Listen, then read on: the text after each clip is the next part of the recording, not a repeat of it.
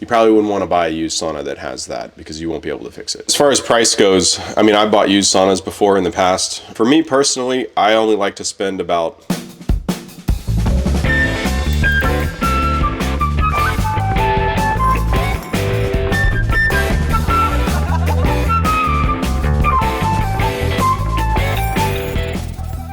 sometimes people can't buy a new sauna.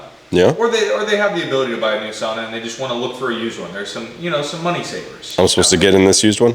You can get in that used one. Okay. Basically what I want you to do is run us through, if you were buying a used sauna, what are parts that you're looking at to make sure you're not getting screwed over?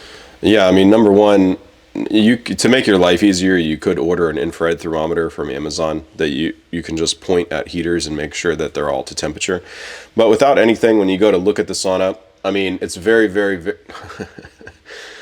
step one is, if you leave this in there, if you're looking at a listing and somebody says, oh, I'm sorry, it's been disassembled and it's all stacked up in a corner against the wall, you're gonna have a very difficult time ensuring that you're buying something that you can verify it works. I'm sorry, I know it's not ideal, it kills a lot of deals, but it's just the way that it is. So if the seller is not willing to either put it back together or set it up or let you do it, there's no way to ensure that what you're buying is going to work. So in that case, you'd probably be better off to go buy the cheapest sauna you can buy on Amazon, Wayfair, Costco. It doesn't matter what it is, because at least, you know, even if it's not the ideal set of criteria that you're looking for, at least you know that it's brand new and it's going to work. So next is basically like the way that you decipher whether or not something is broken. Generally, is you put your hand on each one of the heaters, make sure every single one is hot. If it's not, you know, there's probably a reason why. It could be anything. The emitter could be burned out, something be wrong with the controller, something be wrong with the power supply, a wire could be disconnected because somebody didn't really put it together correctly. So step one is make sure all the heaters are on. Step two, make sure that the control panel cycles correctly. Like, turn it on like you were going to use it, check the lights, you know, check all the features. If it has a stereo system, make sure the speakers work. If it has like a reserve or lock feature, make sure that those work. But number one thing is make sure the heaters work, because the sauna is supposed to make you sweat. If all the heaters aren't working, you're not going to sweat well. After you verify that the power supply portion of the sauna is working well, the next thing that you want to look at is, what is the condition of the wood? Right? Like, you could say right now I'm doing a no-no, which is wearing shoes in the sauna. The insides of the saunas don't have a protective varnish on them or anything like that, so that when they heat up, you're not breathing in toxic fumes or chemicals from polyurethanes or anything like that.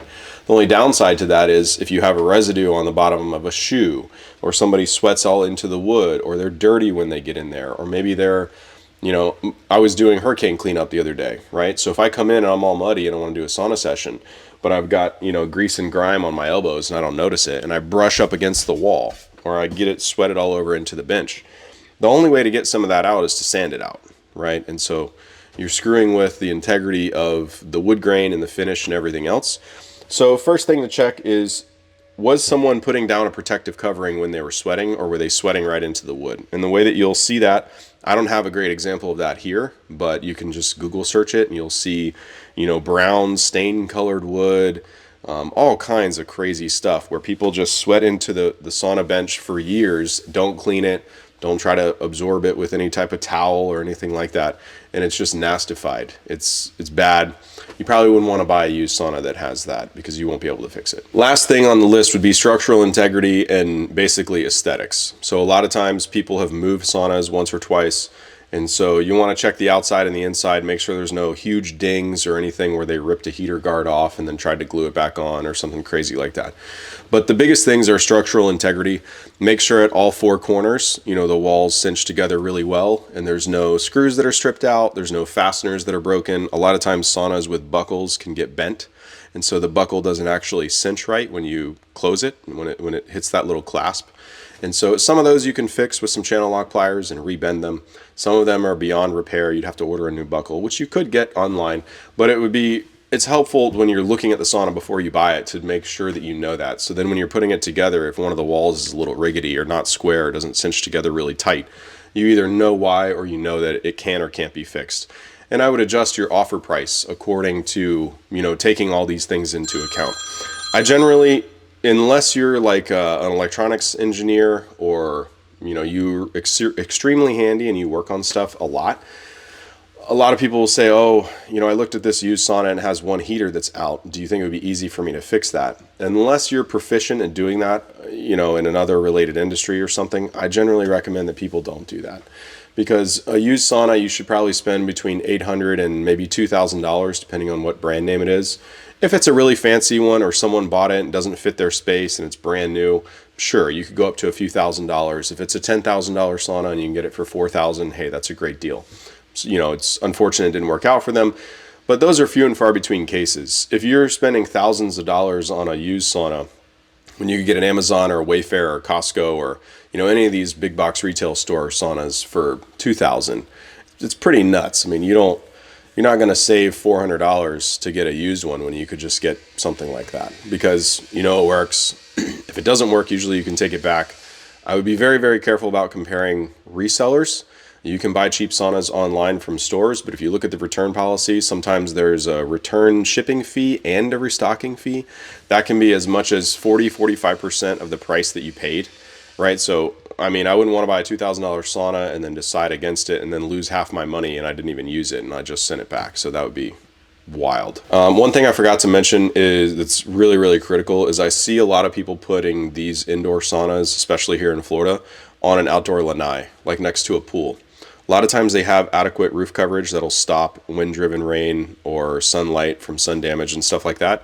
But the pool deck can still flood and it can still get water up underneath it. So if you're buying an outdoor sauna specifically used, you want to look up underneath it and make sure there's no water damage. If you're buying an indoor sauna that was placed outside on a patio or lanai, you also want to check up underneath it and make sure that there's no water damage. Generally, not a huge issue, but in some cases, people don't put them on a rubber mat and they can wick from concrete. If it's not a sealed deck or things like that, you could run into all types of issues. So all that being said, when you're looking on the used market for a sauna, all this kind of ties back to your offer price, which saunas have the best resale value, because you should be considering that too. If you buy this sauna and you want to upgrade later, or you want something bigger or smaller or whatever, you change your mind, what's the resale value look like for you? And so it's the same thing as the used car market. Does a Honda hold more value than a Chevy Malibu, like a Honda Accord? The same thing is to be said for some sauna brands. Most of the name brands, the heater, the actual infrared emitters are going to last longer, or the heating elements in them. And so you get more longevity out of those.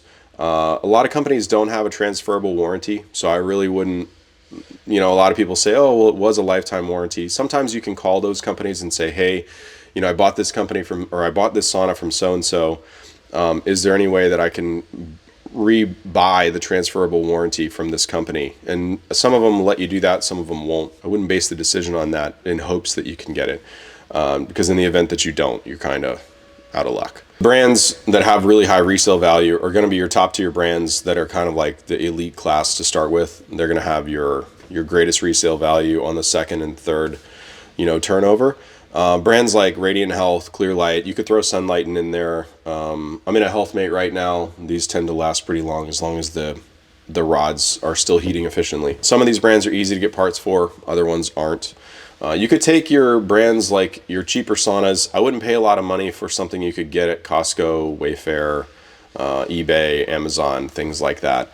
Your dynamic saunas, some of your other white label brands that are sold like on homedepot.com and all these, they're basically a drop shipper. They don't really house any inventory. They're just kind of using the retailer's platform to have market visibility in a sense. But most of those saunas don't have a high resale value.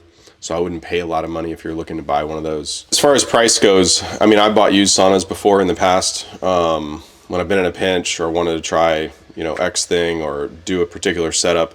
For me personally, I only like to spend about $800 to maybe just under $2,000 for a used sauna. Once you go beyond that price point, you can pretty much get something that's new or that's returnable from a big box store. Maybe it's not a flagship brand or model. You're gonna have to, splurge a little extra. You'll have to figure out what a good balance is for you on that. As far as offering people, what's a good offering price? It depends on what you're looking at. So if you have, if you've got something with cosmetic damage, like, it looks like they've hit, some of the corners, it doesn't affect the sauna structurally, the door still closes, nothing is out of square, nothing is affecting the actual operation of the sauna, you might deduct a couple $100 if something's dinged up or scratched, or sometimes people can have animals, they've never been allowed in the sauna, but a dog could scratch the heck out of one of the sides, deduct some money from that. But for me personally, I like to be somewhere between 800 and maybe 17, $1,800 on used saunas, unless it's a top tier brand. Now, I will make a couple of, not exclusions, what do you call that? Yeah, there's a couple key points to pay attention to also. For people that are in the Facebook group, they post listings a lot of the time and say, hey, here's this and this and this sauna that's available in my area. What do you think about these? Which one would you go for? And if you're looking at something that's like 12 years old and it's $1,500, generally that's not a good buy, because the heaters, the actual emitter has a lifespan.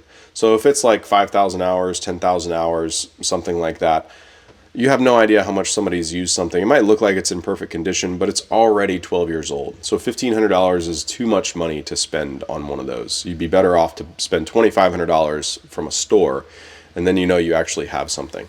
But the thing that I wanted to point out is sometimes people will post these listings in the Facebook group and say, hey, here's a 4 or 5-year-old Sunlight and Impulse, or something that has a fancy Android or tablet or screen inside of it, an LCD screen.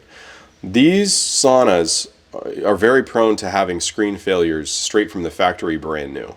So if you're buying a sauna that has some type of technology in it like that, I would make absolute certain that you run through and scroll through all that functionality before you make your offer, or before you even consider buying one of those, because if you have no warranty and that goes out, it is a nightmare to replace.